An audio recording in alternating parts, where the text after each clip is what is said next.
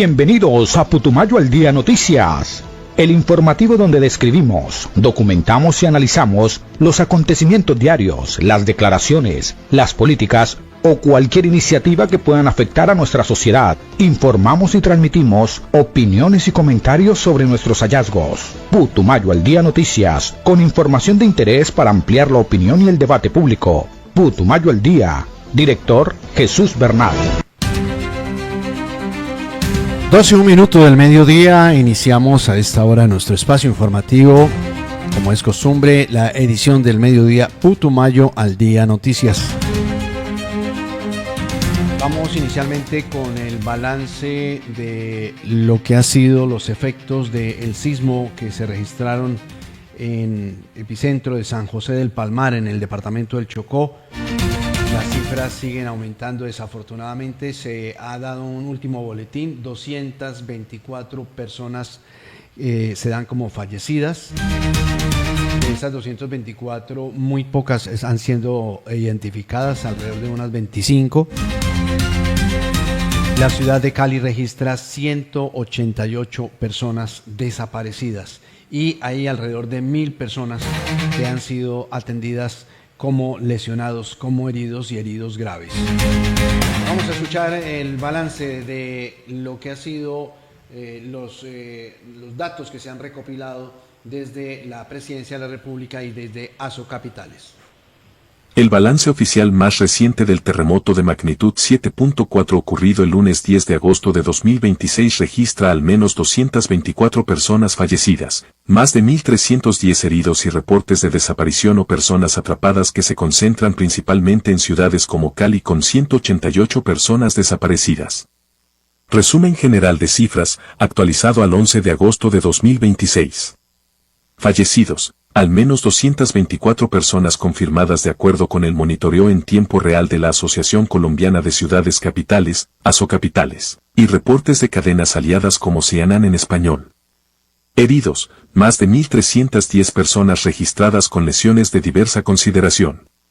Desaparecidos y atrapados, las cifras globales siguen en constante verificación debido a las operaciones de remoción de escombros, pero solo la alcaldía de Cali reporta 188 personas desaparecidas y se registran al menos 239 personas atrapadas en estructuras colapsadas dentro de la capital del Valle del Cauca. Ciudades más afectadas. El epicentro se ubicó en San José del Palmar, en el departamento del Chocó, provocando que el gobierno nacional declarara el estado de desastre nacional. Las áreas urbanas con mayor afectación por colapso de edificaciones e infraestructura son ciudades más afectadas. El epicentro se ubicó en San José del Palmar, en el departamento del Chocó, provocando que el gobierno nacional declarara el estado de desastre nacional. Las áreas urbanas con mayor afectación por colapso de edificaciones e infraestructura son Cali, registra el mayor impacto con 95 víctimas mortales, 949 heridos y cerca de 40 edificios colapsados. Pereira, reporta 66 fallecidos y graves daños estructurales en el centro de la ciudad.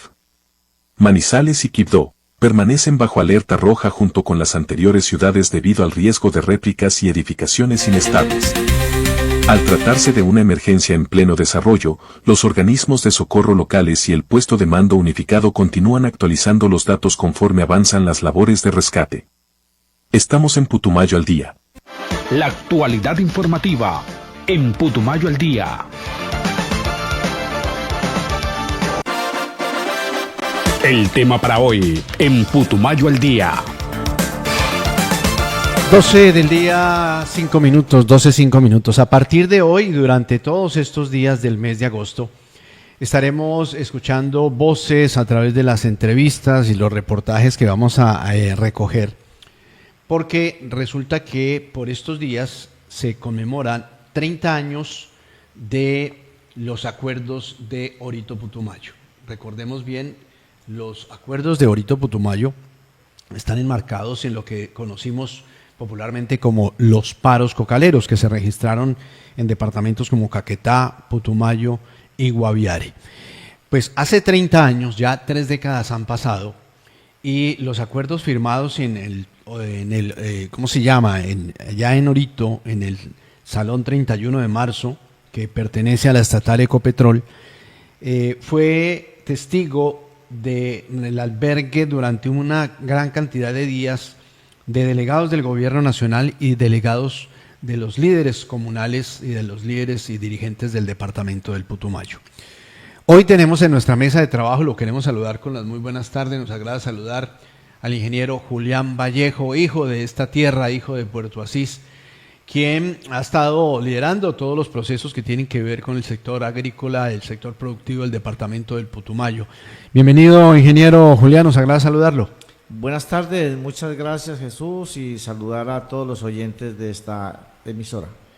Bueno, Julián, y usted hizo parte y aparece precisamente como firmante del acta final del 19 de agosto de 1996, en el documento que se elevó de manera inicial porque hay otro que también tuvo lugar unos mesecitos más adelante, en el mes de octubre, que está basado en las mesas de seguimiento y evaluar en cada uno de los sectores cómo se iba avanzando en los compromisos que adquirió el gobierno nacional. El documento se llamó Acta Final de Acuerdo entre la Comisión Negociadora del Gobierno Nacional y la Comisión Negociadora del Paro Cívico del Departamento del Putumayo, firmado en Orito, Putumayo, en el Club 31 de marzo, 19 de agosto. Inicialmente, Julián, como para que hagamos un poco de cronología, ¿qué pasaba por esos días en Puerto Asís, en el Putumayo? ¿Usted dónde estaba? ¿A qué se dedicaba? Cuéntenos un poco. Bueno, yo había llegado de terminar la maestría en Suelos y Aguas de la Universidad Nacional de Colombia en Palmira. En esos días había terminado de trabajar en Corpoica y me había retirado y estaba independiente. Bueno, ¿cómo se vincula, Julián, al tema de la negociación? Recordemos que se inicia el paro cocalero con la presencia de decenas, de cientos de campesinos en las cabeceras municipales. Recordemos el municipio de Puerto Asís, que se agolparon sobre las calles centrales, aquí donde está ubicada precisamente la estación radial, la carrera 20, la carrera 18, la calle 9, la calle 10, la 11, la cabecera de la pista. Cientos y decenas de carpas improvisadas con alimentos que ellos mismos habían traído de la zona rural. ¿Y usted de qué manera empieza a vincularse con la dirigencia, con los mandatarios del momento? Bueno, lo que pasa es que por esos días había sido elegido presidente de la Asociación de Juntas de Acción Comunal del municipio de Puerto Asís. Ya. Entonces, hacía como unos 15 días había sido elegido en eso. Y entonces llegó un momento en donde se habían desplazado los pequeños productores, los campesinos, aquí al casco urbano de Puerto Asís. Y de repente me dijeron, Julián, hay más de 80 presidentes que están reunidos ahí en el Salón Pablo VI, de aquí de la iglesia. Sí. Y lo requieren allá porque usted es el presidente de las Asojuntas. Asojuntas. Entonces, pues ahí comenzó todo. Claro, tenía vínculo por naturaleza, y por ser líder de la comunidad. Claro, en ese momento yo era presidente también de la Junta de Acción Comunal de mi vereda, la vereda Agua Negra. Agua Negra. Ajá. Exactamente. Entonces ahí sí ya declarados en asamblea general de la Asojuntas, pues me tocó presidir la asamblea y ahí fue donde se conformó, se hizo parte, digamos, de la comisión que iba a negociar por parte del paro, de la gente que se levantó en el paro. Este era un paro del suroccidente colombiano, ¿no? Sí. Acuérdense que eso era Caquetá, Huila, Putumayo, Nariño. Y entonces ahí pasé a ser parte de la comisión negociadora en la ciudad de Orito. Recordemos algunos de los nombres de los que hicieron parte de la comisión negociadora por parte del gobierno nacional. Estaba Eduardo Díaz Uribe, quien lo recuerda, en esa época recordemos, era el gerente, el presidente de la Red de Solidaridad Social, que grato recuerdo tiene Puerto Asís porque algunos recursos le trajeron en su momento en ese gobierno. Jorge Fuebringer, por supuesto, era el gobernador del departamento del Putumayo. Jaime Navarro Wolf era delegado del Ministerio del Interior. Jaime Navarro, hermano de Antonio Navarro, el congresista y exalcalde de la ciudad de Pasto. Melquisedec Sabogal era representante por el Plante en esa época. Arturo Ospina, también de la Red de Solidaridad. Gerardo Vargas del FIS, recordemos el famoso Fondo de Inversión Social. Sí. También Putumayo, Puerto Asís, visitaba y tenía una gran cantidad de proyectos allí. Gustavo Almario, también de la Red de Solidaridad, y Nelson Socha, entre otros, de la Consejería de Derechos Humanos. Estos son algunos de los nombres por parte del Gobierno Nacional. Por parte de la Comisión Negociadora estaba Heraldo Vallejo, en representación de Mocoa, Jaime Burbano, el Valle del Guamués, Richard Abella, muy recordado en Puerto Asís, Euler Guerrero, nuestro exdiputado, en representación de Orito, Edilberto Imbachí, de las comunidades indígenas, Luis Alberto Arias, de San Miguel, la señora Ruby Tejada, también reconocida en ese momento por el Valle del Guamués, Arquímedes Ceballos, y habían otros. Estaba, por ejemplo, Julio César Ortiz, de concejal del municipio de Puerto Guzmán, estaba Hugo Cuarán por Puerto Caicedo, Julián Vallejo, y dice aquí, Asojuntas Puerto Asís, representaba precisamente las Asojuntas. Miguel Melo, de Puerto Leguízamo, Martín Posada, de Asojuntas de Puerto Caicedo, María Murcia, de Villagarzón, Ramiro Grisales, diputado del departamento, y aparece aquí también en este listado el fallecido exdiputado del departamento Luis Emiro Mosquera. Controversial, por cierto, por otras circunstancias que no vienen a este caso, pero que lideró y manejaba los temas allá en el Club 31 de Marzo. También estaba Gilberto Sánchez, que era concejal en esos Gilberto días. Sánchez, concejal del municipio de Puerto Asís. Estos son algunos de los que nos aparecen aquí en estos documentos. Bueno, Julián, ¿cómo empezó a liderarse y a manejarse el tema de la mesa, en la mesa de negociación? ¿Cómo se dieron esos acercamientos? ¿Fue fácil? ¿El gobierno dio respuesta oportuna? ¿Qué recuerda de esa época? Pues empezando porque el levantamiento de los campesinos se hizo fue debido a que el gobierno había anunciado que iba a fumigar. Sí. Y eso de las fumigaciones, pues la gente le tenía mucho miedo porque como se había previsto, eso no iban a fumigar solamente cultivos de coca, sino que iban a fumigar lo todo que encontraran sí. por ahí. Y ahí fumigaron potreros, cultivos de arroz, de maíz, de yuca, de plátano, inclusive pues de la misma selva natural, ¿no? Usted encuentra todavía por ahí lotes de canangucha que fueron afectados en esas fumigaciones. Y entonces, debido a eso, pues la gente se levantó porque ellos lo que querían era que, en ese momento era que, bueno, si se iba a acabar con la coca, se tenía que dar alternativas de solución, porque no era solamente fumigar y nada más. No, ahí lo único que se anunciaba era fumigar, acabar con la coca. Sí. Pero entonces, ¿y la gente qué iba a hacer? Entonces la gente tenía que levantarse y protestar para que a cambio de esas fumigaciones, pues le dieran oportunidades para que pudieran trabajar y producir, e industrializar y comercializar. Eso fue lo central de ese levantamiento.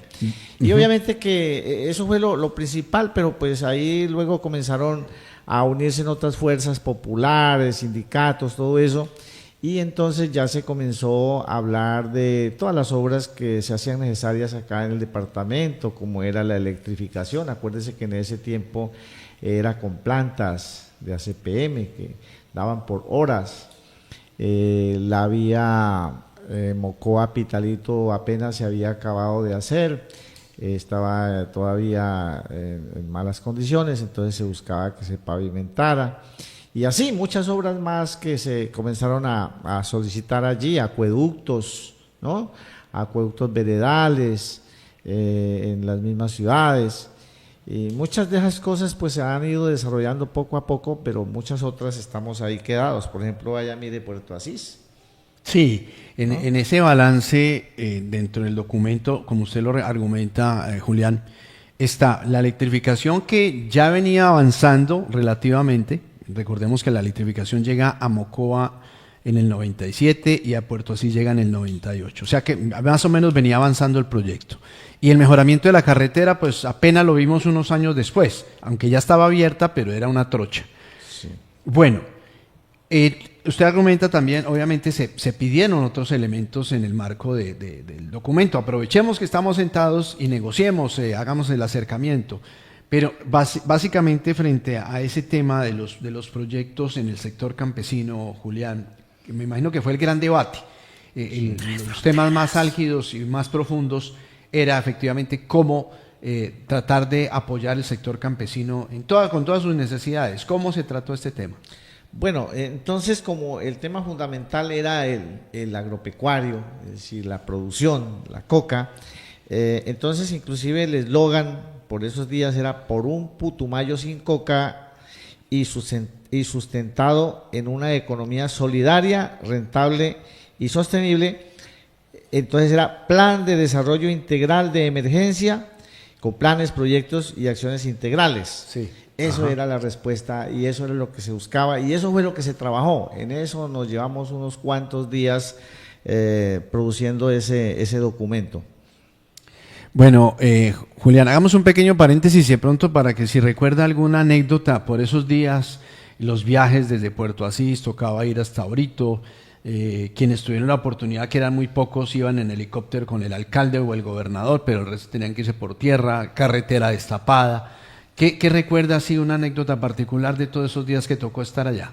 Bueno, lo primero que yo me acuerdo es que cuando ya me designaron para que haga parte de esa comisión negociadora en Orito, entonces yo no sabía cuántos días, yo pensaba que eso eran 3 o 4 días nada más y ya listo. Entonces yo le dije, cometí a los compañeros, entonces voy a ir a la casa a traer un pantalón y una camisa para irme para allá. Y dijeron, ¿cómo así? Dijo, no, usted tiene que llevarse una maleta porque eso no son 4 días. No, Esa es no la va- primera anécdota. No era de un día para otro, era más extenso. Sí, el tiempo, yo creo que fueron como unas 3 semanas en la negociación fuerte, pues porque me imagino que el gobierno iba y regresaba, iba y volvía. Sí, claro, y fueron días muy tensos, ¿no? Porque pues la gente acantonada aquí en las ciudades del Putumayo, en Puerto Asís, en Orito, era mucha la gente que estaba acá acantonada. Ellos sentían también la presión, las amenazas de la fuerza pública. Entonces recuerdo mucho que la instrucción que daban era que como respuesta a las amenazas la gente se sentara, ¿no? Y la gente se sentaba alrededor de las ollas comunitarias y entonces así llegaban pues la fuerza pública y no atacaban. No pasaba nada. Correcto. Entonces esas son cosas como de recordar, ¿no? Bueno, en los últimos días ya en el momento de cuando se firma el acuerdo, se firma el documento, pasaron todos esos días del tira y afloje con el gobierno nacional. ¿Qué tan accesible era el gobierno, en este caso Jaime Navarro, que era el que lideraba la comisión, y el señor Eduardo Díaz?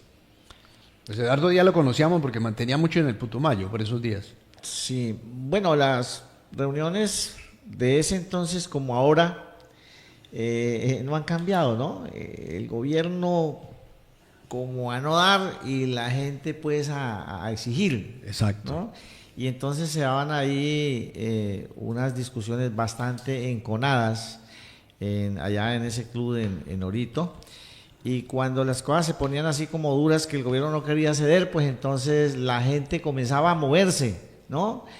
A moverse en las calles, a protestar. Y es que eso se sentía, el golpe del pie en el piso, se sentía, o sea, era fuerte. Y entonces el gobierno pues comenzaba a sentir esa fuerza, digamos, popular, y volvía y se sentaba. Varias veces se pararon de la mesa y ¿no? Se levantaban de la mesa, pero luego volvían y se sentaban. Así era, así es la forma de presionar pues la negociación. Por acá tengo una parte del documento que dice consideraciones finales. Voy a leer algunos apartes, no es muy extenso, sin embargo voy a leer algunos apartes. Dice: Los temas de comercio, desarrollo microempresarial, industrial y empleo, comunicaciones, aeronáutica, prevención y atención de desastres y de infraestructura fluvial, y la segunda fase de expansión de la red de interconexión eléctrica se desarrollarán a partir del 17 de septiembre y se hablaba de que había una mesa para el municipio de Puerto Caicedo. Vea lo importante de todos estos temas que estamos hablando, ¿no? Segunda fase de interconexión, que pues por fortuna ha venido dándose, no como quisiéramos, pero algo se logró, algo se arañó en ese momento. Sí, claro. Es decir, todo bueno, no todo, pero sí gran parte del desarrollo de nuestro territorio se ha debido a las luchas populares, ¿no? A la fuerza de la gente organizada, es que se han ido logrando avances en el territorio. Y hay muchas cosas que todavía faltan, ¿no? Por ejemplo, se hablaba de la universidad, en ese entonces se hablaba del ITP, el Instituto Tecnológico del Putumayo. Hasta hace poquito, creo que en este gobierno de Petro fue que ya se eleva de instituto a universidad. Sí. Pero eso desde ese entonces... Estamos hablando hace 30 años. Claro, 30 años. Su hermano Parménides es primera promoción, ¿no? Del ITP. Él era estudiante del ITP. Era estudiante y fue primera promoción en ese momento. Entonces. 30 años. Julián, ya como para ir cerrando, bueno, tenemos unos 5 minutos para seguir charlando, pero para ir haciendo como conclusiones de esos momentos particulares de la negociación a la fecha, ¿qué tanto cree que se ha podido ayudarle al departamento, particularmente el sector campesino que usted ha venido conociendo y usted lidera en sus proyectos? Pues fíjese usted que ese que era el tema central de ese levantamiento popular, de ese levantamiento campesino, pues llegamos 30 años después y se mantiene, es decir, casi lo mismo. Es decir, la gente no ha recibido las alternativas reales que le permitan salir de esa economía de la coca a una economía lícita. Aún no se tienen acá industrias que permitan transformar la producción agropecuaria. Usted sabe, Chucho, que los productos agrícolas son muy perecederos. Y eso, si no se industrializan, si no se transforman, pues se pierden, ¿no? Y eso no tenemos. Hay iniciativas muy pequeñas, pero aquí no se ha montado una verdadera industria que le permita a la gente sembrar con tranquilidad, saber que lo que siembran se lo compran. Eso no hay. Es decir, en eso no hemos avanzado realmente, es muy poco. Unos 2 años después, en el gobierno de Andrés Pastrana, vino el famoso Plan Colombia. Sí. Como aparente complemento y seguimiento y presión de las comunidades. Bueno, ¿qué va a hacer el siguiente gobierno? Que era ese, después de Ernesto Samper, y se crearon unas plantas en el Putumayo. Acuérdese que era la planta procesamiento para hacer el procesamiento de la yuca, la planta de palmito, allá en La Hormiga. En La Hormiga, había otra, el de los condimentos en Villagarzón. Hoy solamente sobrevive una de ellas. Estuvo la planta de concentrados en Orito. Esa, la planta de concentrados, que allá está abandonada la bodega, allá está desocupada. No, de eso no hay nada. No hay nada. La planta que inicialmente se iba a montar aquí en Puerto Asís, pero que después se llevó a Villagarzón, que era el aprovechamiento de los recursos maderables. Exacto, esa era para Puerto Asís y finalmente quedó en Villagarzón, pero eso no. Pero se acabó, es decir, no quedó en nada. Entonces lo único que aún se mantiene es la planta de palmito, sí, que pasó un poco tiempo y luego pues ya entró a ser privada, ¿no? Sí, le tocó manos privadas con recursos del Estado y recursos internacionales para poder sostenerla. Pero no pudieron. Sí, no desafortunadamente es muy difícil. No se pudo desarrollar. Y ya en manos privadas, pues ahí se mantiene el empresario Edgar Montenegro, sí, es el que ha podido sostener esa planta y pues aún está allí, ¿no? Inclusive ya la gente acá no está sembrando palmito. Ya se ¿no? Volteó incluso la costumbre, porque ahora ya se habla entonces es del azaí, que es otro producto promisorio, pero que no lo hemos querido como ayudarle un poco, como que el gobierno no le tiene toda la intención. Acuérdese que también sonó el Sacha Hincha hace un tiempo atrás. No, eso han aparecido varias alternativas, pero no han funcionado. Apareció la vainilla. Exacto, la vainilla también. Apareció la pimienta. La pimienta, bueno, eso ese de pronto ha progresado un poco en el Valle del Guamués. Aún se mantiene, sí. Hay una organización que se llama SAPIP, sí. En la hormiga, que aún se mantienen. Apareció la stevia, ¿se acuerdan? También, la stevia, que reemplaza el azúcar. El azúcar para que lo incluso tomen. Hay un producto de una famosa gaseosa que lo produce en Perú y en Ecuador, pero en Colombia sí, no hemos podido. En Colombia no se ha podido. Ahorita, por ejemplo, tenemos lo de Sachainchi, que es un sí, producto del aceite, el omega 3 sobre todo, pero no se ha podido desarrollar muy bien. Pero todo eso es porque no se garantiza el mercado. Es decir, mientras no haya una verdadera industria y que se asegure la comercialización, pues no se va a poder avanzar en eso. Mire que en este momento, de todo lo que hay, lo que sí tiene mercado un poco asegurado es el cacao, ¿no? Y el café. Cacao, café y creo que también algo la pimienta. Y pimienta también sí. Orgánica se sostiene todavía. Pues del cacao habló Petro cuando vino a Puerto Asís hace ya un año. Y a propósito, Julián, rápidamente para ir cerrando, de la famosa reforma agraria de Petro, ¿qué se pudo arañar para el Putumayo? Pues muy poco, creo yo, porque acá lo único que vinieron a entregar fue unas tierras para las organizaciones de negritudes. Creo que por acá estuvo Francia en esa parte, no sí. Más. Francia Márquez, la que fue vicepresidente, pero de resto muy poco realmente. Seguimos en duda con el tema del sector productivo. El sector campesino sigue en veremos. Ahora otra vez se habla de fumigaciones con nuevos herbicidas, es lo que propone el nuevo gobierno del señor de la Espriella.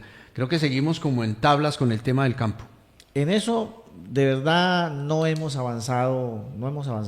Estamos muy atrasados, y mientras aquí no se hable de una verdadera industrialización de nuestros productos, no hay nada. Porque mire, uno va por las calles, por las vías, ¿no? Y encuentra uno árboles frutales en donde están abajo podrida toda la producción. Usted ve limón, ve guayaba, otros frutos.